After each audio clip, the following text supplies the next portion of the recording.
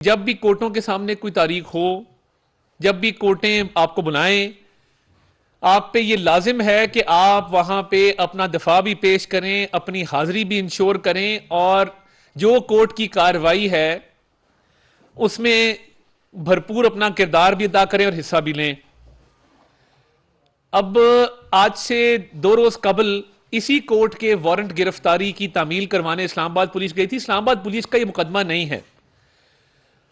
जो इस्लामाबाद पुलिस को कहा गया वो कोर्ट का ऑर्डर था जिसकी तामील करवाने इस्लामाबाद पुलिस गई थी कि ये आपके वारंट हैं कि आपने 7 मार्च को इस्लामाबाद की सेशन कोर्ट में पेश होना है। अब सुबह से लेकर अब तक 2 बार उनके वकील साहब आए हैं और उन वकील साहब के पास वकालतनामा भी नहीं था।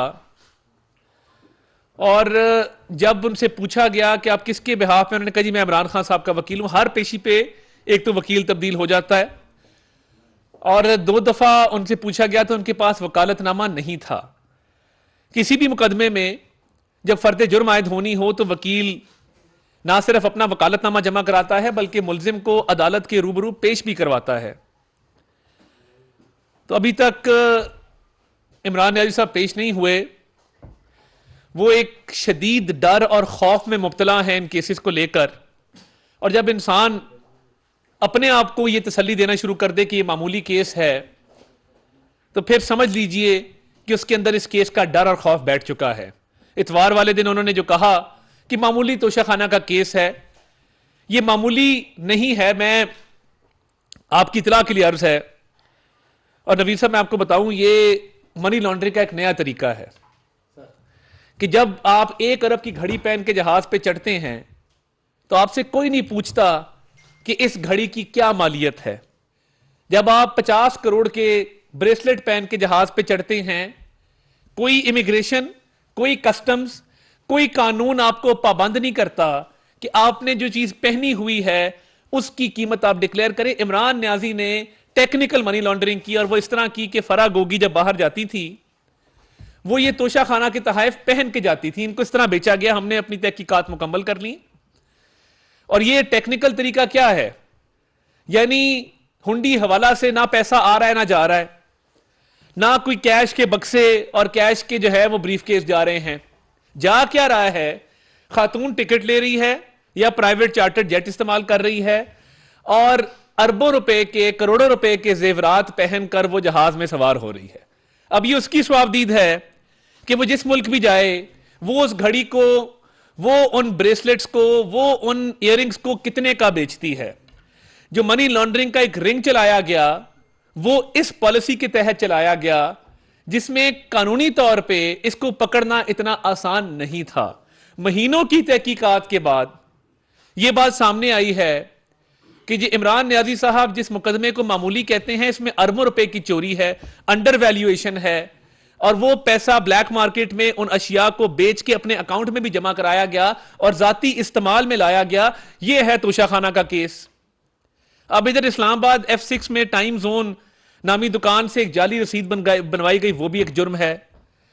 यानी जो खाना काबा के डायल वाली घड़ी है जो सऊदी वली अहद की तरफ से मिली, बंदा तबरकन रख लेता है अपने पास कि इस पे खाना काबा बना है।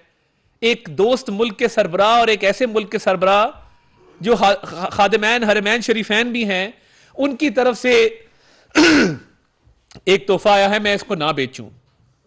और वो दुनिया में एक पीस था, उसकी भी कदर नहीं की गई, उसको भी ब्लैक मार्केट में फरोख्त किया गया। ग्राफ का एक सेट है, उसके साथ भी यही सलूक हुआ। अब ग्राफ की वेबसाइट पे जिस येलो डायमंड की अंगूठी की कीमत $9,85,000 है, वो पूरा डायमंड स्टडीड सेट कितने का होगा?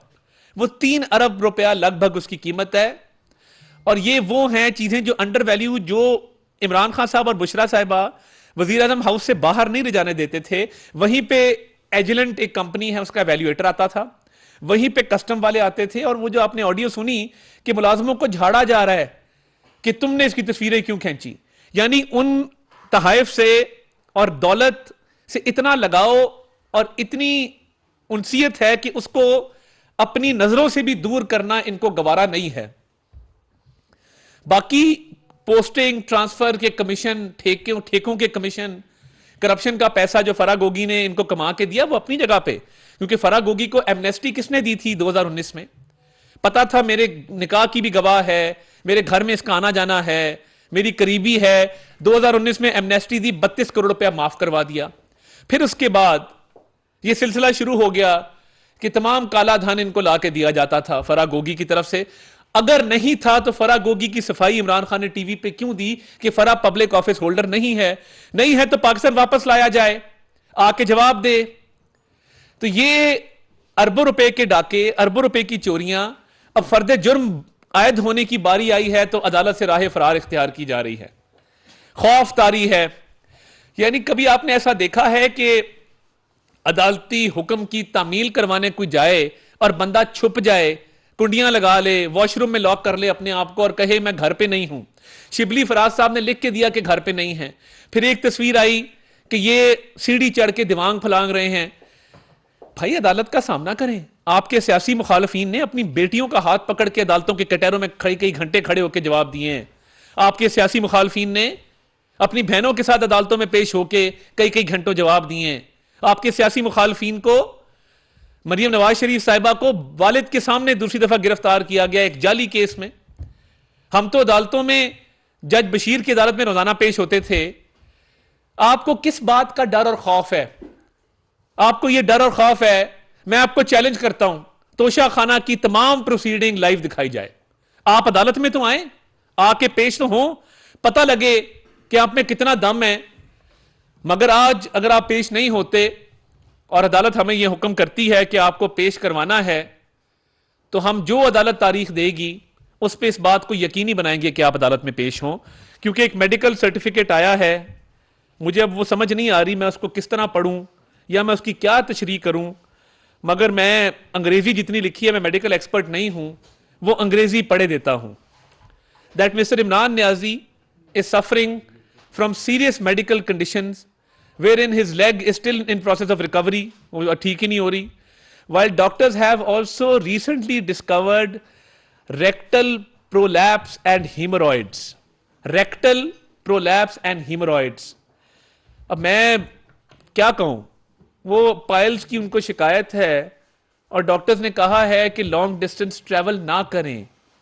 जब लॉन में खड़े होकर आप तकरीर फरमाते हैं, जब लॉन्ग डिस्टेंस, अब गिरफ्तारी का खौफ और डर इतना ज्यादा बैठ गया है और अदालत में फर्द जुर्म आयद होने का डर और खौफ इतना बैठ गया है कि अपने आप को लॉक कर लेना, दीवार फलांग के भाग जाना, अपने रुफका को कहना कह दो मैं घर पे नहीं हूं। वो नोटिस से, एक कागज के टुकड़े से इतना ये शख्स डरता है। पूरी कौम के बच्चों को आगे किया हुआ है, अपने आगे ढाल बनाता है, धरने जलसे जुलूस होते हैं उनको आगे खड़ा करता है। और ये आप इतना बहादुर है कि एक तरफ अमेरिका को मुर्द इल्जाम ठहराया रजीम चेंज का, इंटरनेशनल कंस्पिरेसी का, दूसरी तरफ अमेरिकन लॉबियस्ट को पैसे दिए कि अमेरिका से मेरे ताल्लुकात बहाल करवाओ। कभी अमेरिका, कभी बाजवा, कभी बाजवा, कभी अमेरिका। अपना तो पता ही नहीं है ना कि मैंने कोई कभी चोरी भी की थी जिंदगी के अंदर। अब वो कह रहे हैं टांग भी खराब है, पाइल्स की भी शिकायत है और मैं लॉन्ग डिस्टेंस, डॉक्टर ने कहा ट्रैवल ना करें। तो क्या करें फिर? फर्द जुर्म आप पे कैसे आयद होगी? अगर आप कई महीने इसको ताखीर का शिकार करेंगे और आप में इतनी हिम्मत, इतना हौसला, इतना दम ही नहीं है, इतना सा दिल है आपका कि आप घर के लॉन में आना भी गवारा नहीं करते। उसने जब लॉक करके बैठे हैं और लोगों को कहा है मैं घर पे नहीं हूं, तो उसके बाद जब बच्चों और औरतों को इकट्ठा कर लिया तो खड़े हो गए कि जी मैं अपने घर की तकरीर, घर के लॉन में तकरीर करूंगा।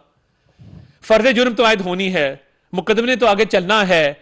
आप रींग के, घसीट के फर्द जुर्म लगवाएं या इंसानों की तरह सीना तान के खड़े होकर फर्द जुर्म लगवाएं, यह आपकी मर्जी है। क्योंकि छोटे बच्चों को जब इंजेक्शन लगता है ना तो बड़ा रोते हैं, बड़ा डरते हैं। तो वो मैंने और राना सनाउल्लाह ने भी इसके लिए एक इंजेक्शन तैयार किया हुआ है। तो ये इसलिए डरता है, इसलिए रोता है, इसलिए चीखें मारता है, इसलिए अपने आप को बंद कर लेता है कि मुझे टीके से बड़ा डर लगता है, मुझे घर से मत निकालो। बड़कियां आप देखेंगे तो बैठ के बैनुल अक़वामी ताकतों को ललकारेगा। बड़कियां आप देखेंगे तो ओए फलां, मैं तुम्हारी ऐसी की तैसी, मैं ये कर दूंगा, मैं वो कर दूंगा। फर्द जुर्म की बारी आती है तो डोर शट है, कुंडियां लगी हुई हैं, दरवाजा डबल लॉक किया हुआ है और बार बार उसको चेक भी करता है। ये ज़हनी तौर पे इतना खौफज़दा है कि बार बार चेक करता है खुल तो नहीं गया। और आप यकीन माने इससे बुज़दिल, इससे खौफ में मुब्तला लीडर पाकिस्तान की तारीख में नहीं आया। लोगों ने फांसियां भुगती हैं, लोगों ने जानों के नजराने पेश किए हैं, लोगों ने अटक किले बर्दाश्त किए हैं, लोगों ने जिला वतनियां बर्दाश्त की हैं। यह वाहिद सियासी जमात का रहनुमा है जो कभी बेड के नीचे और कभी वॉशरूम में छुपता है कि फर्द जुर्म आयद ना, गिरफ्तारी भी नहीं है, एक नोटिस है। यह जेल जाने से जिन वजूहात की बिना पे डरता है, आप उससे बखूबी वाकिफ हैं, उस पर रोशनी डालने की जरूरत नहीं है, क्योंकि जिंदगी में एक दिन की जेल नहीं है इस लाडले की। और वो इसलिए नहीं है कि कुछ ऐसी मामलात हैं जो शायद जेल में मुमकिन ना हो सकें, और वो मुमकिन ना हुए तो ये बिल्कुल ज़हनी तौर पे ये फारग हो जाएगा ये शख्स। और यही इसके खौफ की वजह है, यही वजह है कि ये अदालतों के अंदर पेश होने से गुरेजा और कासिर है। और आज अदालतें जब बुला रही हैं तो ये जो दो झंडे लगा के अभी भी वजीर आजम समझ के अपने आप को बड़के मार रहा है, लोगों को तड़ियां लगा रहा है, मगर अपनी हालत ये है कि अपनी हालत पतली है, और इतनी पतली है कि शायद ये किसी ज़हनी मर्ज का शिकार ना हो जाए इस खौफ के अंदर। और ये हो रहा है आहिस्ता आहिस्ता। तो ये ऑप्शन आपके पास कोई नहीं है। आप जत्था लेके आए, अकेले आए, डंडे लेके आए, कील लेके आए, आप जैसे भी आए, खौफ का साया आप पे मंडलाता रहेगा। अदालत के कटहरे में आपको खड़ा होना पड़ेगा। यह नहीं हो सकता कि आप अदालत से राह फरार इख्तियार करें और कई कई महीने इस प्रोसेस को डिले करें। यह लाजिम है कि फर्द जुर्म आयद होगी, अरबों की चोरी का जवाब देना होगा। कोई टांग या कोई पायल्स की बीमारी आपको इस काम से नहीं बचा सकेगी। आप अपने आप को लॉक करें, बेड के नीचे घुसें, दीवार फलांगें या वॉशरूम में लॉक कर लें, आपका एहतसाब हो के रहेगा।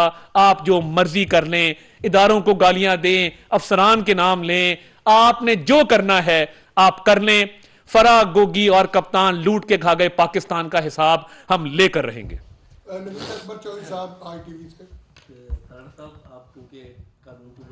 जी, आप बता सकते हैं कि पिछली जो केसी जिस पे इनको 28 फरवरी को जज साहब ने नाकाबिल जमानत इनके वारंट इशू की, उसमें उनके फैसले में भी ये लिखा था जी कि ये इस्लामाबाद आए, हाई कोर्ट में आ गए, जी, सुप्रीम कोर्ट में आ गए, जी, फिर उनकी अदालत में क्यों नहीं आए? क्योंकि उन्होंने, उसका मतलब यही था, वो यही उन्होंने इसको समझा कि उनको नजरअंदाज किया गया।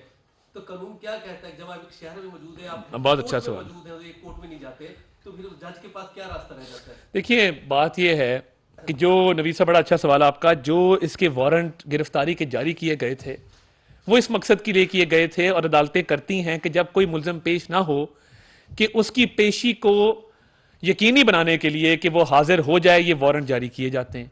इस्लामाबाद में आए, 7 वाली बिल्डिंग में गए, अहाते में फिरते रहे, हाई कोर्ट गए, मगर यहां पेश नहीं हुए। अब अगर पेश नहीं होते, कानून के मुताबिक 87-88 की कार्रवाई है, जिसके तहत जो मुल्जिम अदालत की कार्रवाई में शरीक नहीं होता उसकी जायदाद जब्त करने का हुक्म अदालतें फरमाती हैं। और यही होता आया है कि जो मफरूर होगा उसकी प्रॉपर्टीज अटैच कर दी जाती हैं। तो अगर ये पेश नहीं होते तो ये दरख्वास्त भी आ सकती है कि बनी गाला और जमान पार्क और बाकी इनकी जितनी प्रॉपर्टी है उसको अटैच कर दिया जाए, क्योंकि लॉ के अंदर तो यही इसका हल दिया गया है। बाकी जो खौफ और डर है उसके लिए मेरा मशवरा है कि अच्छे साइकाइट्रिस्ट को दिखाएं, अच्छे डॉक्टर को मिलें जो आपके पाइल्स का भी इलाज करें, और साथ साथ आपके जो जहनी आपका खौफ है उसमें भी आपको निकालें कि आप औरतों बच्चों के पीछे छुप के अपना वक्त ना गुजारें, आके जवाब दें जो चोरियां की हैं। पाकिस्तान में कई अजीम सियासतदान टारगेट हुए। बेनजीर भुट्टो शहीद की मिसाल आपके सामने है। इमरान खान पर भी हमला हुआ जिसमें वो जख्मी हुए। तो क्या इमरान खान की जान को कोई खतरा है, और हुकूमत ने इसके हवाले से कोई प्लानिंग की है कि उसको मतलब इस तरह का खतरा, मतलब इस तरह का मतलब कोई वाक़या पेश ना आए? और दूसरा ये है कि आपने बात की कि मैंने और राना सनाउल्लाह साहब ने एक इंजेक्शन तैयार किया है, तो क्या वो जहर वाली इंजेक्शन है या कोई दूसरी इंजेक्शन? वो जहन वाली इंजेक्शन है जिससे जहनी खौफ और डर का इलाज किया जाता है, वो जहर वाली इंजेक्शन नहीं है। देखिए, बतौर गवर्नमेंट के सिक्योरिटी प्रोवाइड करना ये हमारी जिम्मेदारी है, मगर सिक्योरिटी रिस्क तब पैदा होता है जब आप जत्थे लेके और जमे गफीर लेके आते हैं। उसमें यह आइडेंटिफाई करना मुश्किल है कि कौन आपके साथ आया, कौन रास्ते में शामिल हुआ, कौन असला कैरी कर रहा है, कौन नहीं कर रहा।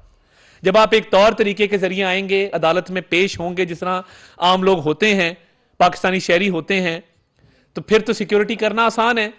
मगर जब जत्थे होंगे और हमें नहीं पता होगा कौन क्या कैरी कर रहा है, तो ये तो फिर इमरान खान साहब अपनी सिक्योरिटी आप रिस्क पे डाल रहे हैं। बाकी सिक्योरिटी के हवाले से कोई इशू नहीं है, उनको मुकम्मल सिक्योरिटी फराहम की जाएगी, हर तरह से की जाएगी। और ये गवर्नमेंट की भी रिस्पॉन्सिबिलिटी है, स्टेट की भी रिस्पॉन्सिबिलिटी है, इसमें बिल्कुल किसी किस्म का ना कोई अभाम है, ना कोई शक है। मगर जो शर पसंद अनासरी अपने साथ लास्ट टाइम मुसल्ला जत्थे लेके आए थे, कुछ गिलगित बल्तिस्तान पुलिस के लोग, कुछ आज़ाद कश्मीर पुलिस के लोग सादा कपड़ों में वेपन कैरी कर रहे थे।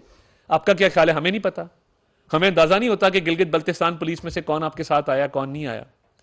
तो ये थोड़े से गौर तलब मामलात हैं, मगर सिक्योरिटी का कोई इशू नहीं है। तौर तरीके से आए और मुकम्मल तौर पे अदालत के प्रेमिसेस को बाकायदा सिक्योर किया जाएगा इंशाअल्लाह। जवेद हुसैन साहब, तारिक साहब, एक तासुर जिस तरह से आपने दिया कि इमरान खान अदालतों से खौफजदा हैं और अदालतों में पेश नहीं हो रहे, और दूसरी तरफ से एक तासुर ये भी आ रहा है कि हुकूमत और पीडीएम इत्तेहादी हुकूमत जो है वो इलेक्शन से खौफजदा है, तो इलेक्शंस में क्यों नहीं आते? देखिए, मैं होते दिखाई दे रहे हैं। देखिए, एक तो इलेक्शन से बिल्कुल खौफजदा नहीं है। मैं अभी गुजरांवाला से आ रहा हूँ, मरीम नवाज शरीफ साहिबा का बड़ा भरपूर कन्वेंशन भी हुआ, हम अपने हलकों में भी फिरते हैं, लोग पुरज़म हैं, इलेक्शन बिल्कुल होना चाहिए, इसमें बिल्कुल ताख़ीर नहीं होनी चाहिए। मगर कुछ मामलात हैं जिन पर बात हो जाए तो बेहतर है कि आर्टिकल 224 का आप क्या करेंगे, जिसके तहत केयर टेकर गवर्नमेंट्स जो हैं वो अपना किरदार अदा करती हैं इम्पार्शियलिटी के साथ। क्या सूबाई हुकूमतों में होते हुए नेशनल के इलेक्शन करवाए जाएंगे? क्या हमारी फेडरल गवर्नमेंट के होते हुए सूबों के इलेक्शन करवाए जाएंगे? क्या 18वीं तरमीम के बाद ये मुमकिन है कि सूबे में जिसकी भी हुकूमत हो वो फेयरली नेशनल का इलेक्शन करवा सके? और क्या ये 5 साल बाद यही साइकिल रिपीट होगा कि 2 इलेक्शन पहले हो रहे हैं, बाकी 3 इलेक्शन बाद में हो रहे हैं? ये कैसे मुमकिन है? तो फंडिंग के इश्यूज हैं और ऑब्वियसली इस पर बात होगी। मगर अगर फिल फॉर इलेक्शन होते हैं, हम बिल्कुल तैयार हैं। हमने तो इनसे पहले अपनी इलेक्शन कैंपेन का आगाज मरीम नवाज शरीफ साहब ने भावलपुर से किया था। पूरे मुल्क में वो जा रही हैं, वहाँ पे जो हमारे उम्मीदवार हैं उनको भी फाइनल कर रही हैं, वो तंजीमी मुलाकातें भी कर रही हैं, कन्वेंशन से भी खिताब कर रही हैं। तो हम तो शहर शहर डिस्ट्रिक्ट डिस्ट्रिक्ट जाके अपनी तैयारी मुकम्मल कर रहे हैं, उस हवाले से हमारी तैयारी मुकम्मल है। मगर नेशनल कंसेंसस जिस चीज़ पे होगा उसी के मुताबिक उसी लाहे अमल पे आगे चलना चाहिए। अगर कंसेंसस नहीं होता तो फिर इन इलेक्शन की क्रेडिबिलिटी उसको कोई नहीं मानेगा। आखिरी सवाल ओम शराई साहब। तारिक साहब, आप और राना सनाउल्लाह साहब बार बार ये कहते हैं कि इमरान खान बुज़दिलों की तरह छुपा हुआ है। परसेप्शन ये बन रही है कि हुकूमत खौफ का शिकार है, हुकूमत बुज़दिल हुई हुई है, और दर्जनों मुकदमात होने के बावजूद इमरान खान को हाथ लगाने की भी शिक्कत इस हुकूमत में नहीं है। और इस हुकूमत को ये मालूम है कि अगर वो इमरान खान को गिरफ्तार करते हैं तो फिर उसके बाद जो लॉ एंड ऑर्डर का मसला बनेगा वो उसे हैंडल नहीं कर सकेगी। तो इस पे आप देखें, लॉ एंड ऑर्डर का मसला तो खास कोई ना पैदा होना है ना हो सकता है। बात सीधी है, कितने को लोग आ गए थे पिछली दफा जब इमरान खान को सिर्फ नोटिस की तामील करवाने गए हैं। मसला ये नहीं है, हम अगर आज चाहें, अगले लम्हे चाहें, अल्लाह ताला के फजल से उसको बिल्कुल गिरफ्तार कर सकते हैं। मगर इस केस में गिरफ्तारी का मकसद अदालत में उसको अपीयर करवाना है। अगर वो मकसद गिरफ्तारी के बगैर पूरा होता है और वो अदालत में आके फर्द जुर्म की कार्रवाई में शरीक हो जाते हैं तो हमें कोई इतराज नहीं है। अदालतें अगर ऑर्डर करेंगी तो गिरफ्तारी भी अमल में लाई जाएगी। मगर ये सारे कानूनी प्रोसेसेस के थ्रू होगा। हम कोई उजलत में, कोई जल्दबाजी में, बगैर लॉ को फॉलो किए हुए ऐसी गिरफ्तारी हमें नहीं चाहिए। चाहें तो कर सकते हैं, मगर ठोस गिरफ्तारी होगी, कानून के मुताबिक होगी, अदालती ऑर्डर के मुताबिक होगी। एक शख्स जो इतने खौफ में है, वो कई दफ़ा कहते हैं कि खौफ इंसान से गलतियां करवाता है, और खान साहब अदालतों में ना आकर रोज़ बरोज़ गलतियां कर रहे हैं। ये इनकी फाइल तैयार है, ये इनके गाटे फिट होगी कि आपने प्रोसेस को जो है वो अवॉइड करने की, डिले करने की कोशिश की है। इतनी हिम्मत और हौसला है तो कटहरे में आके खड़े हों और इस्लामाबाद में रिहाइश पजीर हों, जहां पे कोर्टों में आने जाने में भी आपको आसानी पेश हो। हम यहाँ पे बनी गाला की भी सिक्योरिटी टाइट कर देते, कोई मसला नहीं है। Thank you.